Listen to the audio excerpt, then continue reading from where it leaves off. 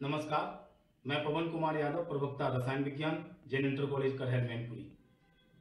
कक्षा 12 के अध्याय 12 एल्डिहाइड कीटोन तथा कार्बोक्सिलिक अम्ल के व्याख्यान 4 के साथ आप सबके बीच अध्ययन के लिए प्रस्तुत हूँ। पिछले व्याख्यानों में हमने एल्डिहाइड कीटोन तथा कार्बोक्सिलिक अम्लों के सामान्य परिचय, उनकी नामकरण पद्धति, फिर एल्डिहाइड तथा कीटोन के विरचन की विधियां, एल्डिहाइड कीटोन के भौतिक गुण, एल्डिहाइड व कीटोनों के रासायनिक गुणों का अध्ययन किया, जिनमें से कुछ रासायनिक गुण अभी शेष हैं। आज के इस व्याख्यान में हम चर्चा करेंगे निम्नलिखित बिंदुओं पर एल्डिहाइड व कीटोनों के रासायनिक गुण, जिनमें केवल एल्डिहाइड की अभिक्रियाएं, केवल कीटोन की अभिक्रियाएं और कुछ अन्य अभिक्रियाएं जो एल्डिहाइड और कीटोन दोनों प्रदर्शित करते हैं, एल्डोल संघनन और क्रॉस एल्डोल संघनन। उसके बाद एल्डिहाइड व कीटोन के उपयोगों का अध्ययन करेंगे। आइए अध्ययन करते हैं ऐसी अभिक्रियाओं का जिन्हें केवल एल्डिहाइड प्रदर्शित करते हैं, जिनमें पहली अभिक्रिया है टॉलेन अपकर्मक से अभिक्रिया। टॉलेन अपकर्मक अमोनिकल सिल्वर नाइट्रेट विलयन कहलाता है, अर्थात AgNO3 और NH4OH का मिश्रण टॉलेन अपकर्मक कहलाता है। इन दोनों की अभिक्रिया कराने से AgNO3 और अमोनियम हाइड्रोक्साइड NH4OH की अभिक्रिया कराने पर Ag2O प्राप्त होता है, जिसे पुनः अमोनियम हाइड्रोक्साइड के साथ अभिकृत कराने से हमें संकुल प्राप्त होता है 2AgNH3 का whole twice plus plus OH minus, जिसकी अभिक्रिया जब हम एल्डिहाइडों से कराते हैं अर्थात टॉलेन अपकर्मक से कराते हैं तो हमें रजत दर्पण का काला अवच्छेद प्राप्त होता है। अगर हम इस अभिक्रिया में इसके केवल इतने आयन को लें 2AgNH3 का whole twice plus 3OH minus, तो हमें कार्बोक्सिलेट आयन प्राप्त होते हैं और रजत दर्पण प्राप्त होता है। यह अभिक्रिया टॉलेन अपकर्मक से अभिक्रिया थी।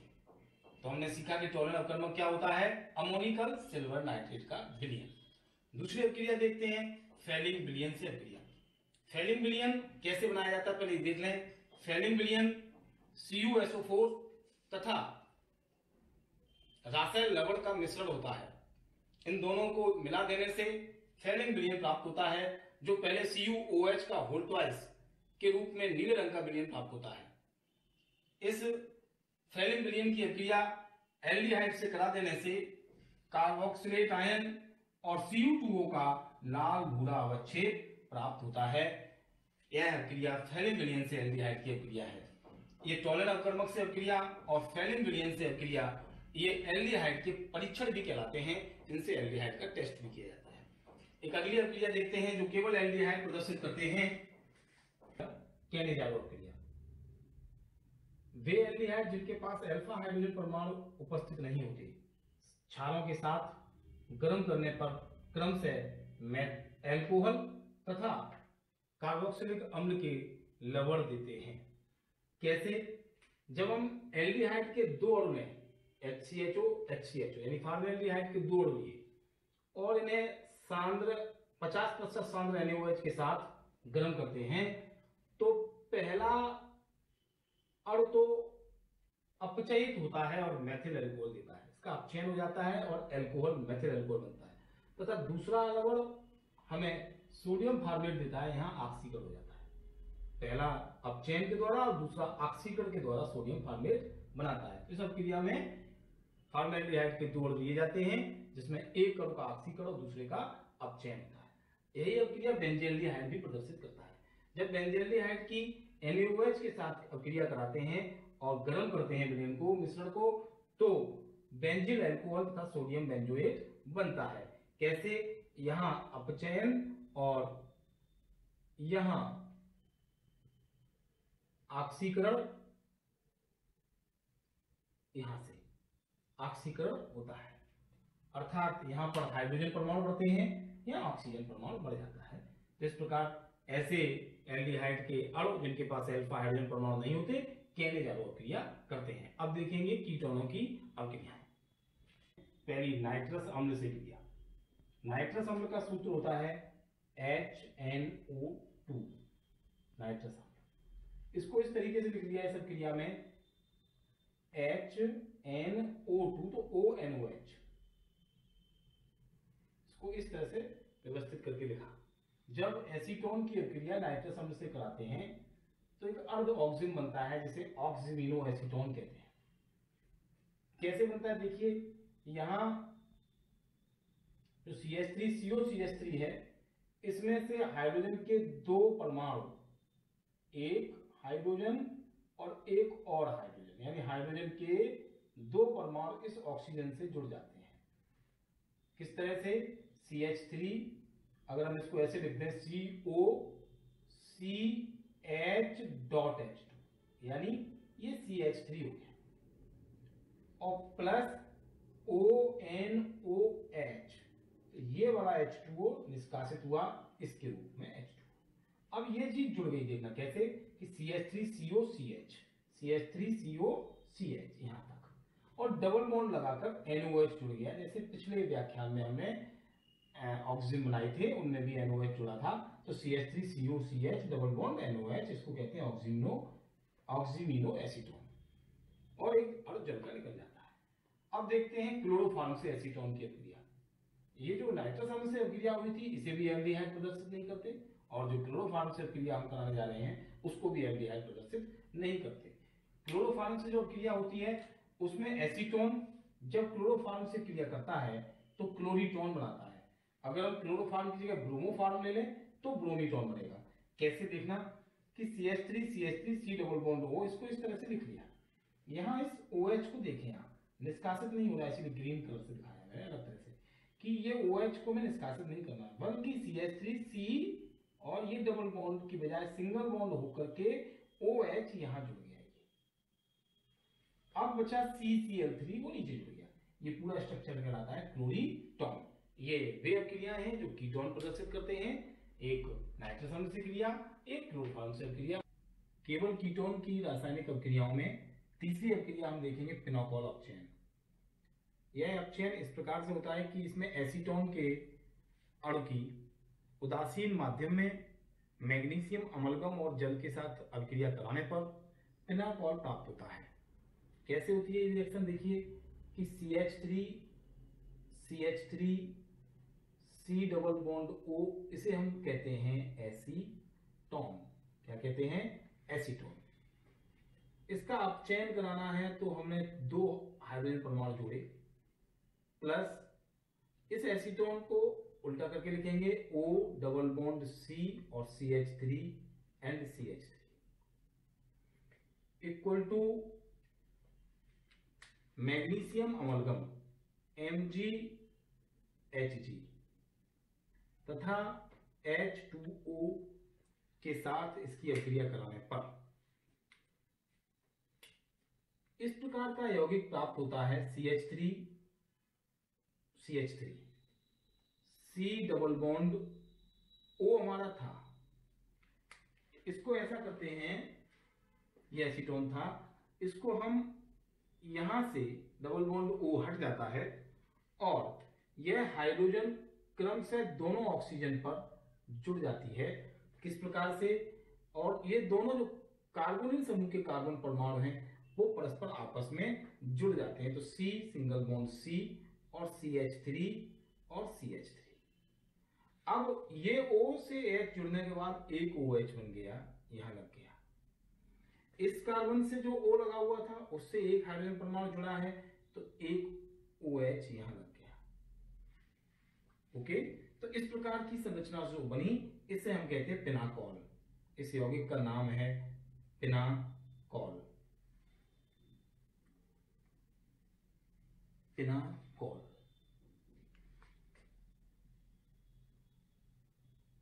इसका IUPAC नाम लिख लेते हैं। देखिए आप इधर से श्रृंखला शुरू करते हैं, चाहे इधर से करते हैं, क्योंकि बीच में क्रियात्मक समूह OH तो लगे हुए हैं, तो यहां से करते हैं तो 1 2 3 4। ओके, तो यहां देखिए कि 2 नंबर के कार्बन पर एक OH है और एक 2 नंबर पर ही CH3 समूह है, एक CH3 समूह 3 नंबर पर है और एक 3 नंबर पर OH है। तो इसका मतलब 2 3 तो डाइऑल है, 2 3 क्या है, डाइऑल, और 2 नंबर पर मैथिल और 3 नंबर पर मैथिल है, तो हम लिखेंगे 2 3 डाई मैथिल 2,3 डाइमेथिल, 1 2 3 4 तो ब्यूटेन, सब श्रृंखला सिंगल है। अब कितने कितने नंबर पे, 2 और 3, तो 2 3 डाइऑल। तो इस प्रकार यह यौगिक बनता है पिनोकोल अपचयन के द्वारा। यहाँ पिनोकोल बनता है जिसका आईयूपीएसी नाम 2,3 डाइमेथिल ब्यूटेन 2,3 डाइऑल होता है। इसमें एसीटोन के अणु की मैग्नीशियम अमलगम और जल के साथ अभिक्रिया कराने पर कीटोन अणुओं का अपचयन हो जाता है और एक संयुक्त उत्पाद पिनोकोल प्राप्त होता है। देखते हैं एल्डोल संघनन। वह अभिक्रिया जिसमें तनु क्षार की उपस्थिति में एल्डिहाइड अथवा ऐसे कीटोन जिनके पास अल्फा हाइड्रोजन परमाणु उपस्थित होते हैं परस्पर संयुक्त होकर बीटा हाइड्रोक्सी एल्डिहाइड या बीटा हाइड्रोक्सी कीटोन देते हैं, एल्डोल संघनन कहलाती है। इस अभिक्रिया में एल्डिहाइड अथवा कीटोन के पहले अणु का अल्फा कार्बन परमाणु दूसरे अणु के कार्बोनिल समूह के कार्बन परमाणु से जुड़ जाता है और एल्डोल तथा कीटोल बनाता है। इस अभिक्रिया को देखें कैसे होती है यह क्रिया। इस अभिक्रिया में एल्डोल संघनन में अगर हम ये लेते हैं CH3 CHO यानी एसिटेल्डिहाइड, CH3 और CHO, इसको इस तरह से लिखा है स्ट्रक्चरल फॉर्म में, और दूसरा अणु भी हमारा एसिटेल्डिहाइड का ही है। इसको इस तरह से इसलिए लिखा है ताकि हम इसको संयुक्त कर पाए, जोड़ पाए। तो HCH2 यानी CH3 CHO, ये भी एसिटेल्डिहाइड है। निम्न ताप पर यह क्रिया होती है तनु क्षार NaOH की उपस्थिति में। तो देखिए किस प्रकार से जुड़ता है। ये OH इस कार्बन परमाणु से यहाँ डबल बॉन्ड हट करके हट जाता है क्योंकि O को एक H मिल जाती है, एक प्रोटॉन मिल जाता है और OH ऊपर जाकर के अटैच हो गया। ये तो ये हो गया CH3 CH जैसा था वैसा लिख दिया और OH को ऊपर लिखा, फिर सिंगल बॉन्ड से CH2 CHO जो शेष भाग बचा उसे इसी कार्बन से जोड़ दिया। तो ये प्रथम हमारा जो एसिटेल्डिहाइड था उसका ये कार्बन परमाणु था, वो दूसरे वाले एल्डिहाइड के अल्फा कार्बन से जुड़ गया है। कैसे जुड़ गया है, ये हमारा एल्डिहाइड के कार्बोनिल समूह का कार्बन परमाणु है तो ये अल्फा है। दूसरा वाला उधर साइड वाला जो हमारा एसिटेल्डिहाइड है उसका ये कार्बोनिल समूह का कार्बन परमाणु है, तो ये कार्बन इस कार्बोनिल समूह के कार्बन परमाणु से अटैच हो गया, तो इसे कहते हैं बीटा हाइड्रोक्सी ब्यूटाइल्डिहाइड और संक्षेप में इसको कहते हैं एल्डोल। इस एल्डोल को गर्म करने पर इसमें से एक और जल का निष्कासित हो जाता है और प्रोटोन एल्डिहाइड या ब्यूटूइनल बनता है। कैसे, देखिए हमने इसके तरीके को थोड़ा सा विन्यासित किया है, स्ट्रक्चर चेंज करके लिखी है। CH3 ये रहा CH3, CH ये वाला CH ये लिख दिया और ये ऊपर का OH नीचे अटैच कर दिया। ऊपर कर लो या नीचे कर लो एक ही बात है। सिंगल बॉन्ड CH जो CH2 था उसके दो भाग कर दिए CH और H, तो ये लिख दिया CH और H।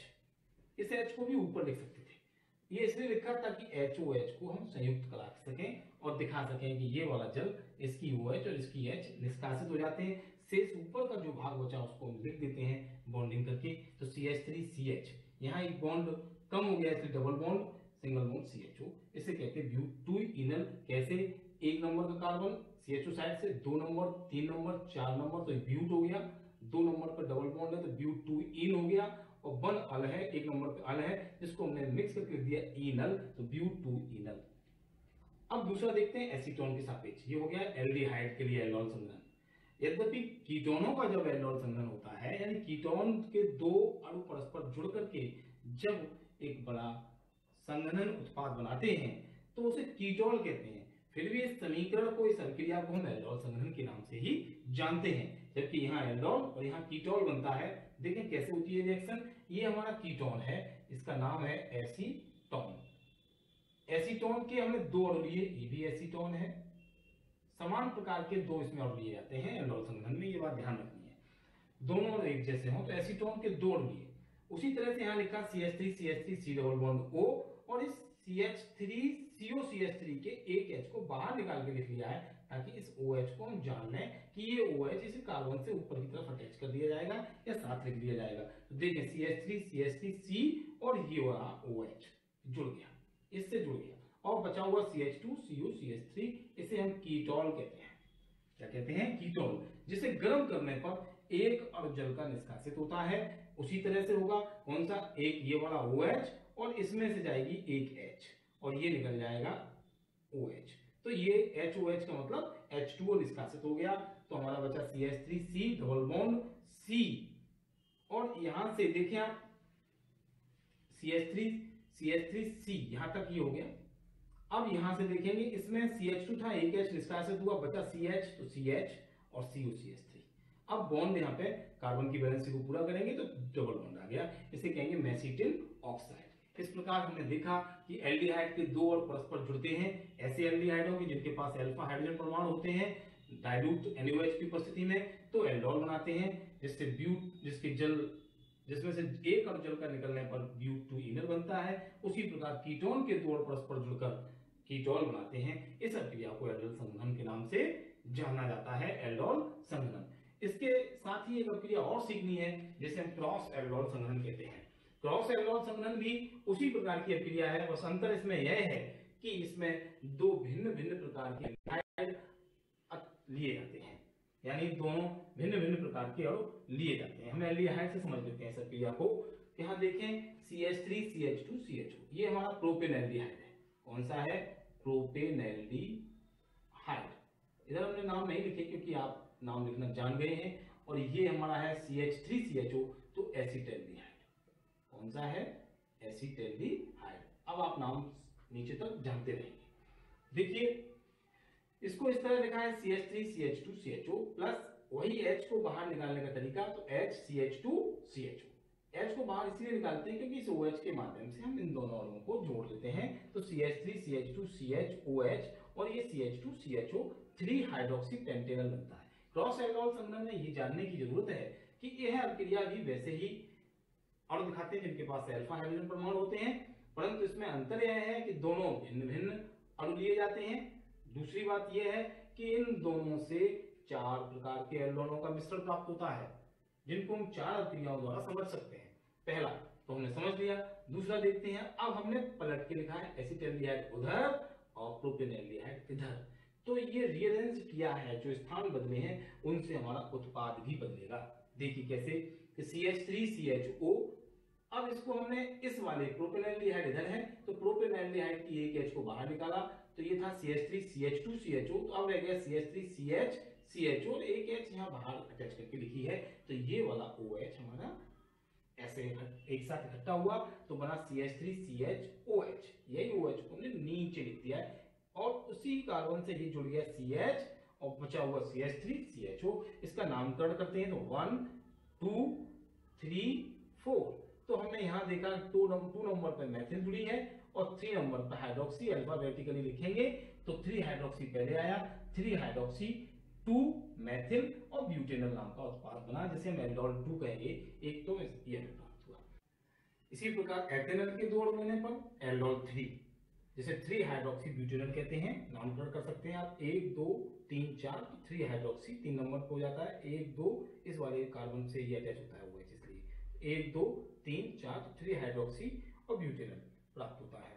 और अगर दोनों प्रोपेनएल्डिहाइड के अणु लेते हैं तो चौथा एल्डोल यानी चौथा मिश्रण प्राप्त होता है, जैसे 3 हाइड्रोक्सी 2 मेथिल पेंटेनल कहते हैं। इस प्रकार हमें ये एल्डोल 1 2 3 4 के मिश्रण प्राप्त होते हैं क्रॉस एल्डोल संघनन द्वारा। यदि हम बेंजल्डिहाइड और एसिटेल्डिहाइड की समीकरण देखें, ये बेंजल्डिहाइड C6H5CHO बेंजल्डिहाइड और CH3CHO एसिटेल्डिहाइड, इसकी अभिक्रिया कराते हैं तो C6H5 जो था हमारा, ये रहा C6H5, ये रहा CH, इसका O और इस CH3 के एक H को जोड़कर बन गया OH, ये अटैच कर दिया। बचा CH3 में से एक H कम हुआ तो CH2CHO, ये हमें एक उत्पाद प्राप्त हुआ।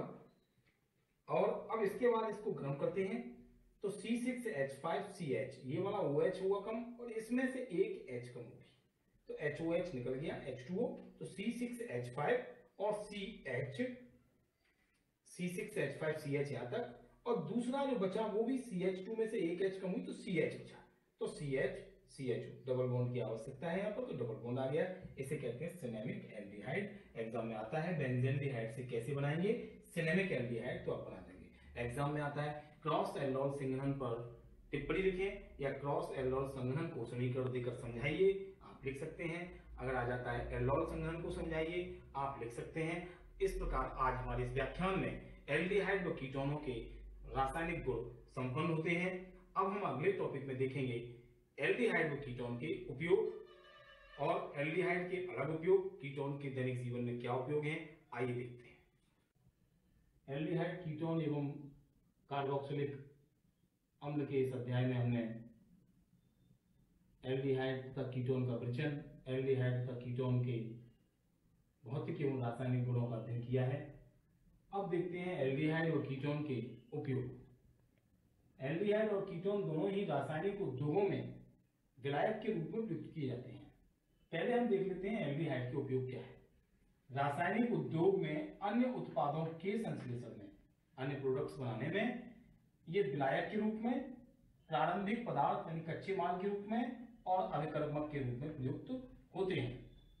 फॉर्मेल्डिहाइड का 40% जलीय विलयन, जिसे हम फॉर्मेलिन कहते हैं, इसका प्रयोग बेकेलाइट बनाने में किया जाता है। बेकेलाइट एक प्लास्टिक है जिसमें हम फॉर्मेल्डिहाइड के 40% जलीय विलयन का प्रयोग करते हैं। तथा यूरिया फॉर्मेल्डिहाइड सरेज बनाने में और भी अनेक बहुलक उत्पाद बनाने में फॉर्मेल्डिहाइड का प्रयोग किया जाता है।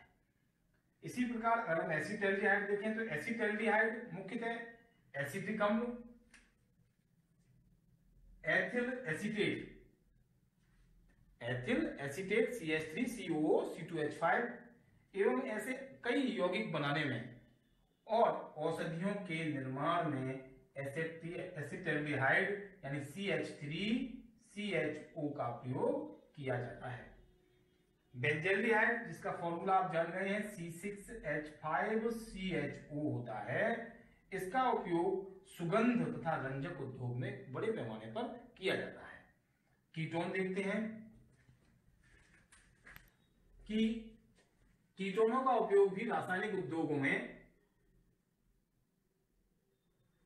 अन्य उत्पादों के संश्लेषण के लिए विलायक और प्रारंभिक पदार्थ और अभिकर्मक के रूप में किया जाता है।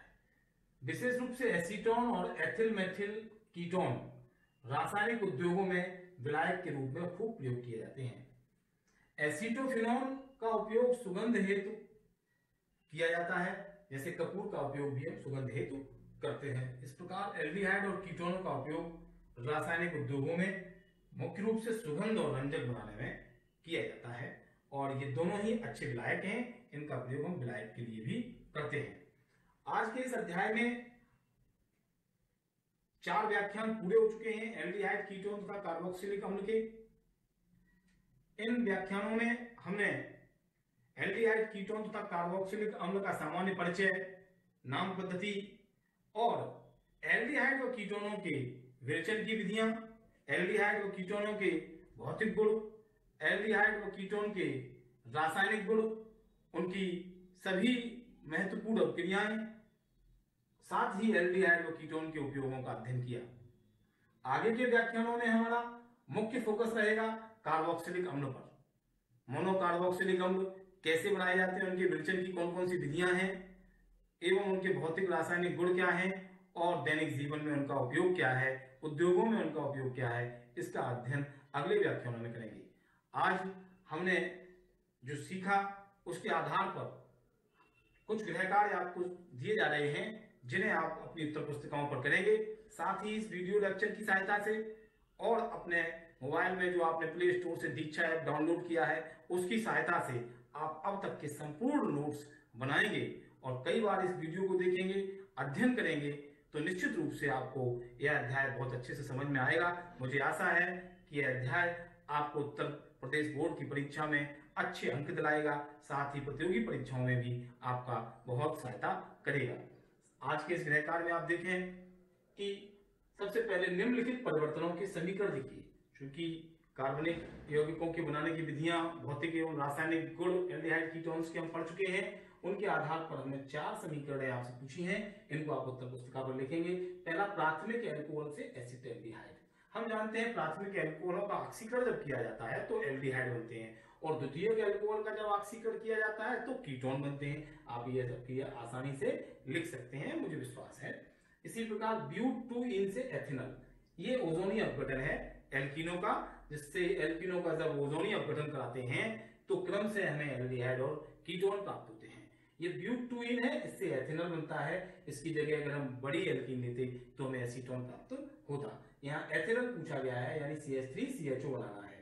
तीसरा है एल्कीन से एसीटोन, ये इसी का अगला पद है, यानी एल्कीनों का ओजोनी अपघटन, जिसमें एल्कीन के एक बड़ी एल्कीन जिसमें कार्बन और कार्बन द्विबंधित हो, इस प्रकार की C डबल बॉन्ड C, एक CH3 यहाँ, एक CH3 यहाँ, एक CH3 यहाँ और एक CH3 यहाँ, 1 2 3 4, ये ब्यूटीन तो है ही, और 2 नंबर पे डबल बॉन्ड ब्यूटुइन है, साथ ही ये 2 लगे हैं तो कहेंगे कि 2,3 डाइमेथिल 2 ब्यूटीन या ब्यूट-2-इन से हमें एसीटोन CH3COCH3 बनाना है। आप लोग बना सकते हैं, पढ़ाया गया है, आपको बताया गया, अध्ययन कराया गया है। फिर है बेंजल्डिहाइड से सिनेमिक एल्डिहाइड। बेंजल्डिहाइड से सिनेमिक एल्डिहाइड, यह क्रॉस एल्डोल संघनन है, आज ही आपको बताया गया है, इसे आप करेंगे। इसी के आधार पर निम्न अभिक्रियाओं पर टिप्पणी लिखें। अब तक के सभी व्याख्यानों से सम्मिलित करते हुए इस कार्य को दिया गया है, जिसमें स्टीफन अभिक्रिया एल्डोल संघनन आज के व्याख्यान में थी, कैनेजारो अभिक्रिया आज ही के व्याख्यान में है। इस प्रकार इस गृह कार्य को आप अपनी उत्तर पुस्तिका पर लिखेंगे तो आपका ज्ञान बढ़ेगा, आपको उत्तर प्रदेश बोर्ड की परीक्षाओं में प्रश्न के उत्तर देने में सहायता मिलेगी। हमें आशा है कि आपको एल्डिहाइड, कीटोन और कार्बोक्सिलिक अम्ल के ये सभी व्याख्यान जो अब तक कराए गए हैं समझ में अच्छे से आए होंगे। आप इनके वीडियोस बार बार देखिए और अच्छे से आप तैयारी करिए। आपके उज्जवल भविष्य की कामना करते हुए बहुत बहुत आपको धन्यवाद। Best of luck.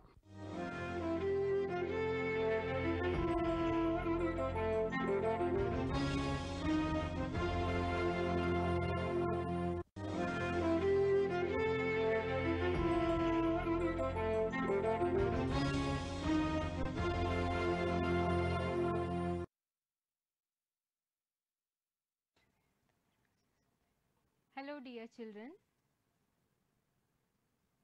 today we are going to start the grammar section of your high school English syllabus. This is the first chapter of your textbook. Dear children, I hope you must be familiar with the concept of sentence. Here, today in this lesson, we will study the various parts of a sentence. Let's begin the lesson. Look at these two groups of words. Which one of these is a complete sentence? You have two groups of words. Red hat. A girl is wearing a red hat. Yes, of course, the sentence number 2 is a complete sentence because it provides a complete meaning. The sentence number 1 is not giving a complete meaning. So what is a sentence? A sentence is a set of or group of words which makes complete sense.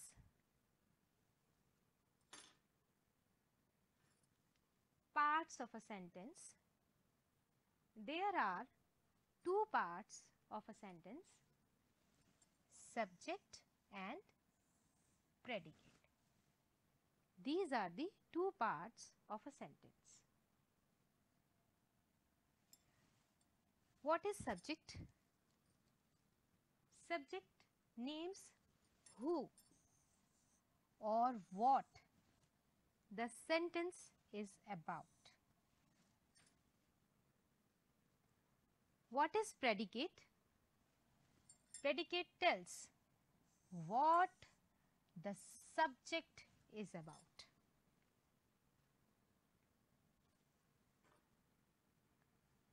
Look at this picture.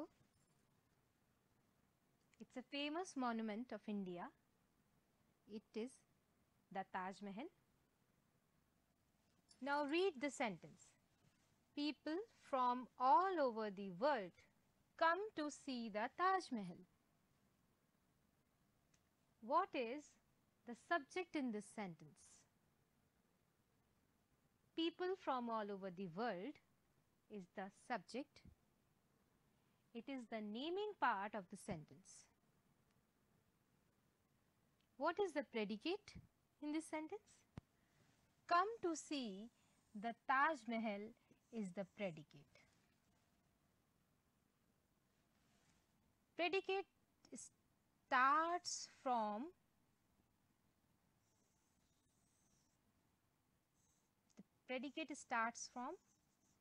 verb.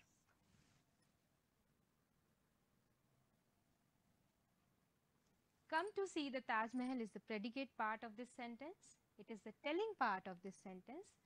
People from all over the world is the subject part of this sentence.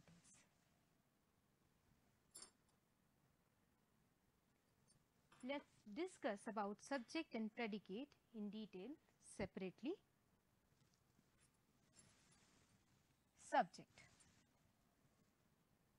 Subject may be of two types, noun or pronoun may act as subject. Sometimes noun phrase may also act as subject. Look at this picture. There is a boy in this picture. You can see. If we call this boy Ravi, what does Ravi do? Ravi jumps. Ravi jumps. What is the position of Ravi here? Ravi is in the position of subject and it is a noun. Here we have noun as a subject. Suppose we do not know the name of this boy.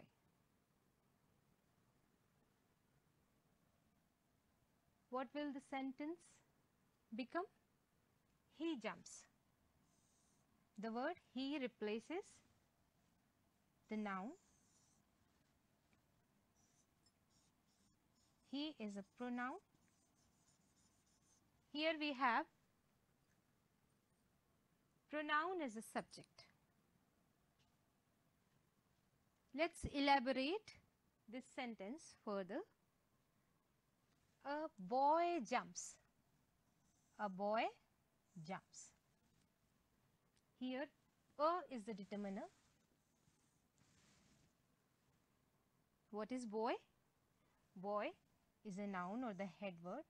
Sometimes it is also called the head word. And it is the determiner. We can reframe the sentence in another way. A little boy in the blue shirt jumps. Here little, what is little? Little is an adjective. It describes the quality of the boy. We have another adjective in this sentence, in this phrase, blue. Blue describes the quality of the shirt. A is the determiner, little is the adjective, boy is the head verb, and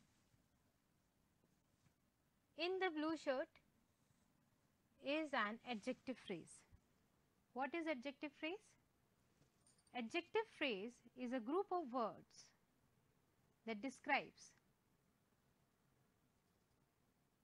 the quality of a noun. Here, this adjective phrase is describing the quality of a noun, which is boy. In this way, we can say a subject may be of two types, noun and pronoun may be the subject, or sometimes noun phrase may also be the subject. Dear children, you must be familiar with noun or pronoun as the subject of a sentence. But sometimes verbs may also act as subject. Look at these examples. Walking is a good exercise. Here what walking is placed in the column of subject. What is walking? Walking is a doing verb. It is an action verb. But here it is placed in the column of subject. Smoking is harmful. What is the position of smoking in the sentence? Smoking is placed in the column of subject. Smoking is the subject of this sentence. Swimming is useful. Swimming. What does the word swimming represent here? Swimming represents the subject. Walking, smoking, swimming are the subjects of these examples. Verb plus ing. When we add ing in the end of the first form of the verb, it is used as gerund.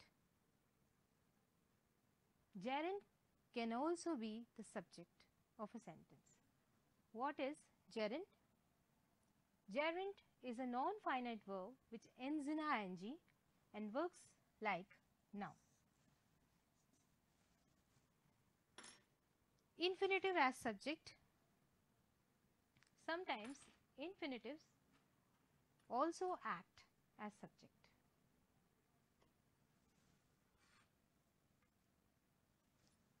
To plus were, it is the structure of infinitive.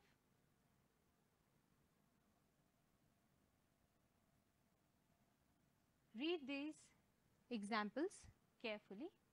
To solve this question is difficult. To smoke is harmful. To err is human. To see is to believe. What is to solve in this sentence? To solve is the subject of this sentence. What is to smoke here?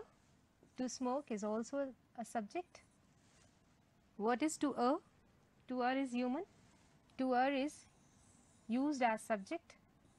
What is the position of to see in this sentence?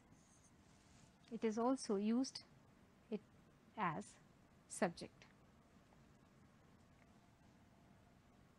These subjects are in the form of infinitive. Infinitive means to plus were. When we add to before the first form of the verb, it becomes infinitive, and it may be used as subject of a sentence. What is infinitive? Infinitive is a non-finite verb. Non-finite means not limited by number of person or any noun or pronoun. This we will deal in your next chapter, which is generally preceded by to. We place to before the verb and it is used like a noun, adjective or adverb. So this way we have seen gerund and infinitive can be used as subject. It and there as subject. it and there can also be used as subject. Read these examples. It is raining today.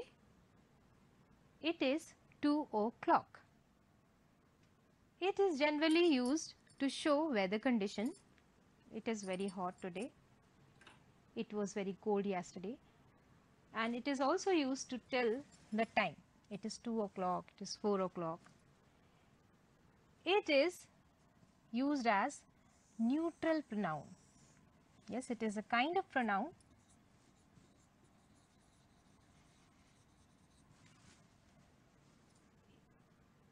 It is used as the subject. Sometimes there is also used as subject. There are 50 boys in the class. There is no problem. There is an introductory adverb, or it may be also called demonstrative pronoun. It is also a kind of pronoun.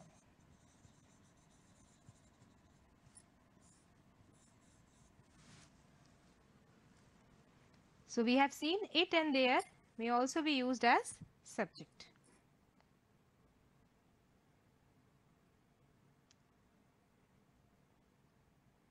Let's practice.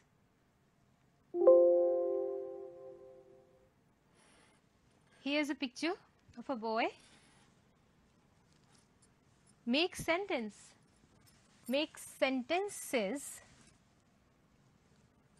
with different types of subject using this picture. What do you see in this picture? There is a boy. You will say, there is a boy. There is used as subject in this sentence. If we call this boy Ravi, what will you say? What does Ravi do? Ravi writes a letter. Here we have subject as noun. Noun is used as the subject of this sentence. He writes a letter. If we do not know the name of this boy, what will we say? We will say he writes a letter. He is used as the subject. Pronoun is used as the subject. Writing is necessary for students. Here, gerund, verb plus ing is used as subject. To write is to understand.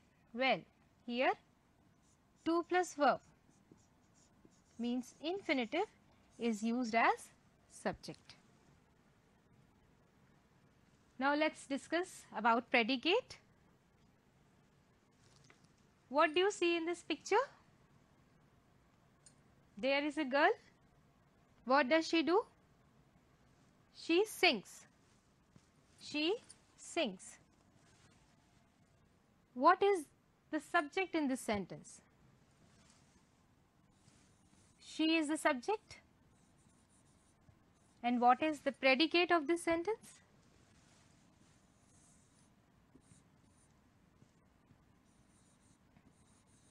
Sings. Sings is the predicate. There is a predicate of one word only. The subject structure of this sentence becomes, the sentence structure of this sentence becomes subject plus verb. This is the sentence structure of this sentence. What does, if I ask you, what does the girl sing? What does she sing? You will say, she sings a song. She sings a song. Here you know, she is the subject. Sings a song is the predicate of this sentence. Here, what is sings? Sing is the verb. Sings is the verb. What is the position of a song?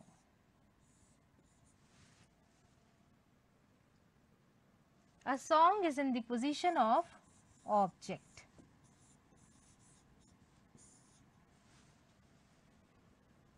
Here we have predicate of two words. The sentence structure of this sentence becomes subject plus verb plus object.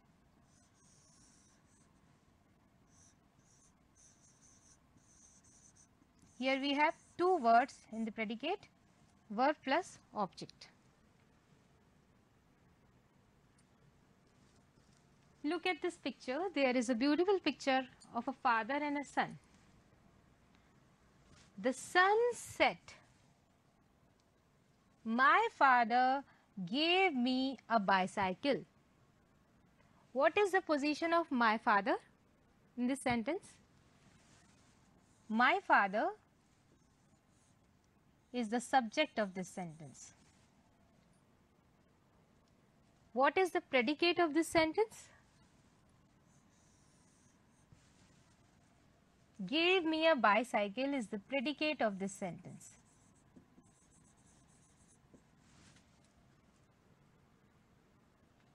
What does the word gave stand for? The word gave is the verb of this sentence. What is the position of me in this sentence? Me is an indirect object, or we can say it is object 1. What is a bicycle here? A bicycle is the direct object in this sentence. We can call it object 2. In this sentence, we have two objects in the predicate. One is direct object and another is indirect object. What is the difference between direct object and indirect object? A direct object is something that receives the action. An indirect object is something that which is affected by the action. An indirect object is the recipient of direct object. Usually we see that indirect object is a person.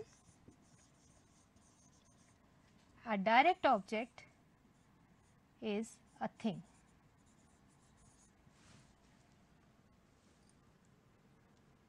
So the sentence structure of this sentence becomes subject plus verb plus object 1 direct object and object 2 indirect object.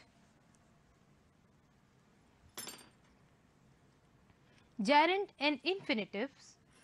Gerund and infinitive can also be used as object of a sentence. Look at this picture. Can you see? There is a boy. A boy is holding a ball in his hand. What does he like? He likes to play with the ball. He likes to play. Or we can reframe the sentence in a different manner. He likes playing. He likes playing. You know what is the subject of this sentence? He. What is the predicate of this sentence? Likes to play is the predicate of this sentence. Let's analyze the predicate part of this sentence. What is the verb in this sentence? Likes is the verb in this sentence. What is to play in this sentence? What is the position of to play? To play is in the position of infinitive as object. Here we have an infinitive as object. 2 plus verb is called infinitive. Infinitive may also work as object of a sentence. What is the position of he in this sentence? He is the subject. What is the predicate part? Likes playing is the predicate part of this sentence. What is the verb? Likes is the verb in this sentence. What is playing here? Playing is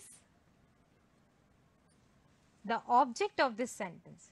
This is the object of this sentence, and object is in the position of gerund.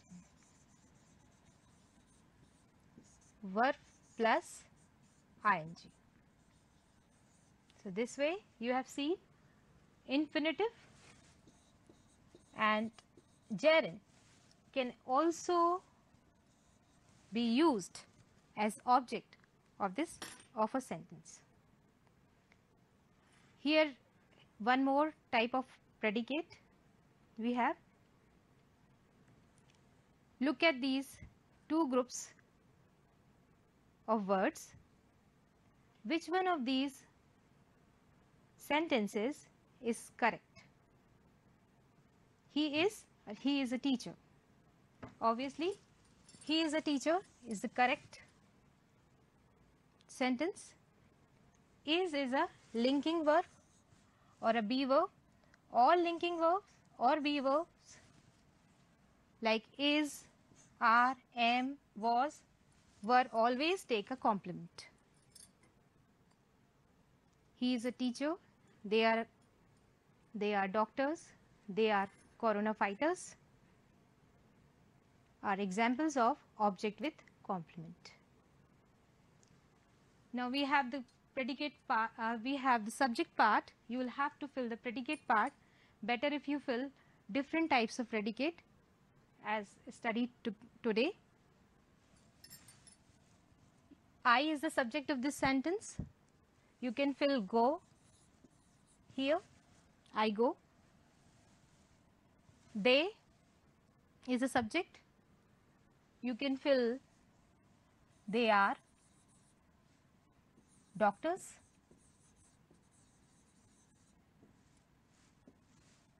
My brother. Here you can fill predicate with two objects. My brother gave me a book.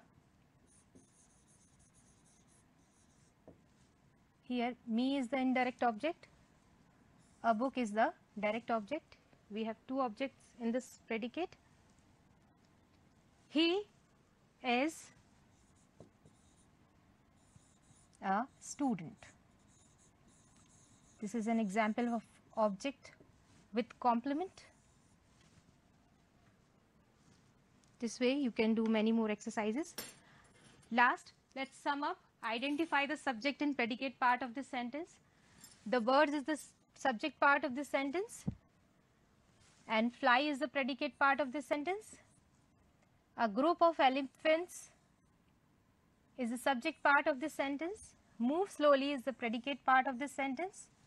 Radha and Sita play together.